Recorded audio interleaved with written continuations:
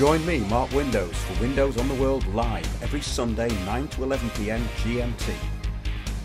Check out our archive and programme stream at windowsontheworld.net. Welcome to Windows on the World. We're going to be talking to Piers Corbyn about the regeneration or social cleansing happening in London and what this actually means. There is dissent amongst the council. We're going to talk about the Elephant and Castle. We're also going to talk about the inquiry that's going on in Southwark this week. Now, this provision of social housing is very important and very key to what's going on.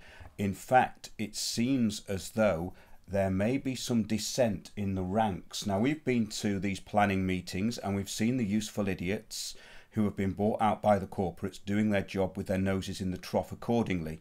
But there does seem to be a bit of a change. I'm with Piers Corbyn and he's going to tell us what's going on. First of all, though, we're going to get into the Elephant and Castle, which has been massively regenerated.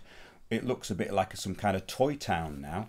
And of course, there's massive amounts of building going on there. All over London, we're seeing these high rises being put up, which start at about £500,000 and go to about £1.5 million if you want to live in a desirable property. Now, or even 2 rooms. So Elephant and Castle planning has gone a bit haywire because this new shopping centre that's meant to be put up there has not been fully agreed, which throws rather a spanner in the works, doesn't it, Piers? Absolutely. A historic vote, if you like, last week. The councillors refused to accept the planning application for the new shopping centre and various other associated buildings. The plan, you see, has only got 3% social housing in it. At the same time, the council and the developers want to do away with the street traders around there, which generally operate for low-income people. They're refusing or failing to do anything for the Latino community in the area, which has been there a very long time. And basically they want to socially cleanse them, just like they've socially cleansed the entire population of the Haygate estate, which was the nearest estate to, well, it was the Elephant. Basically, that development is not for us, and a number of councillors in the Labour Party have now refused to support it. It's going to be a rehearing or a further meeting in a week's time. A similar thing is happening in Haringey. Yes. Now, that's quite key, I think, because this regeneration plan for Haringey is just behind all this, isn't it? It's in its initial stages. Yes. And it looks as though some of that might be being kicked out already by certain people there. It's very important that people get an overview of this because it's happening so rapidly. If people don't know about this, London's been totally re-engineered. We're seeing this pack and stack housing going up everywhere at huge inflated prices. And the infrastructure is being totally changed. Well, the situation in Haringey is, as you say, very important. There, the council were trying to impose a special purpose vehicle, as they called it, to basically destroy the whole of the council house in Haringey. Now, that looks like being stopped because there's been so much opposition within the Labour Party and Momentum, the youth section, if you like, of the Labour Party, that a lot of councillors have been changed. So after May, there'll be different ones there who will and are rejecting the plan. In the case of the Elephant and Southwark, existing councillors have now switched sides.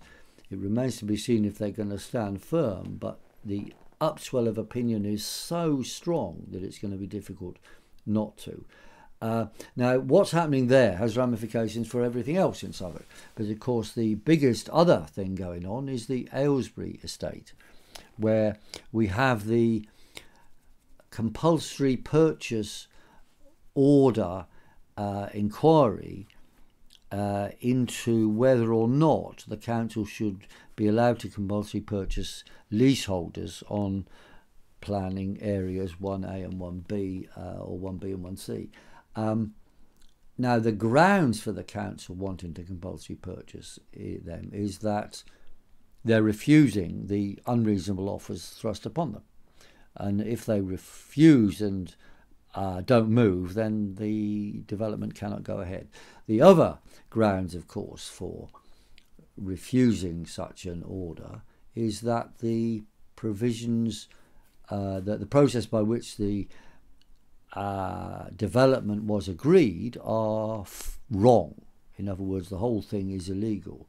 And you see, when you realise that tenants and residents voted 73% that there should be no transfer of housing to anybody else, and it should stay with the council, that has been overruled. So you can see straight away there are things fundamentally wrong.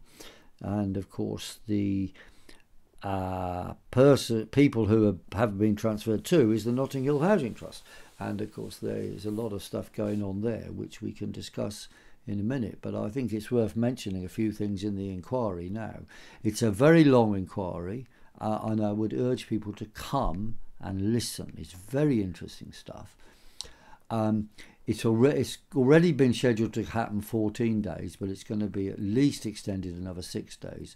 It was going to end on the 31st of this month, but there's at least 6 more days of meeting needed. It's happening every Tuesday, Wednesday, Thursday and Friday at 9:30 onwards at the council offices at 160 Tooley Street, near to London Bridge.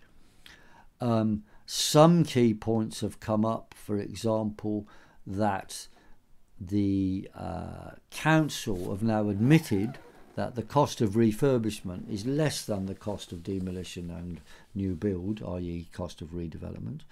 And they've also admitted that they did not provide crucial background information about refurbishment options at the Crucial Executive Committee on September 2005, which decided to ditch the democratically agreed stay with the council and therefore refurbish option. And instead, the council then voted to ditch the ballot, which of course is totally undemocratic.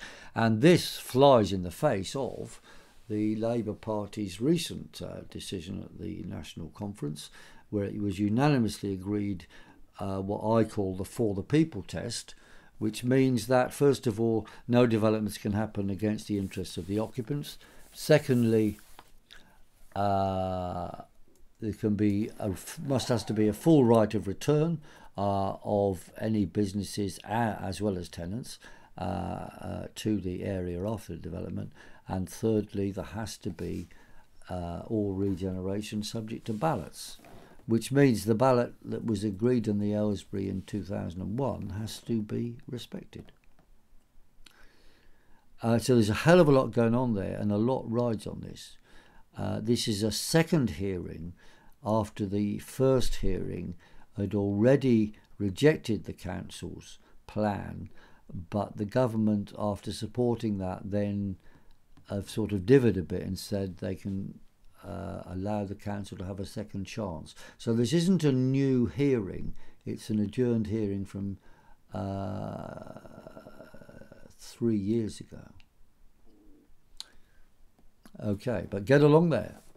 Tuesday, Wednesdays, Thursdays and Fridays, 9:30 onwards, 160 Tooley Street. And you can buy a good lunch there as well at the subsidised rates paid for by council taxpayers. Thank you very much, Peter.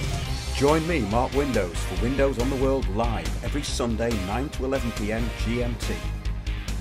Check out our archive and programme stream at windowsontheworld.net.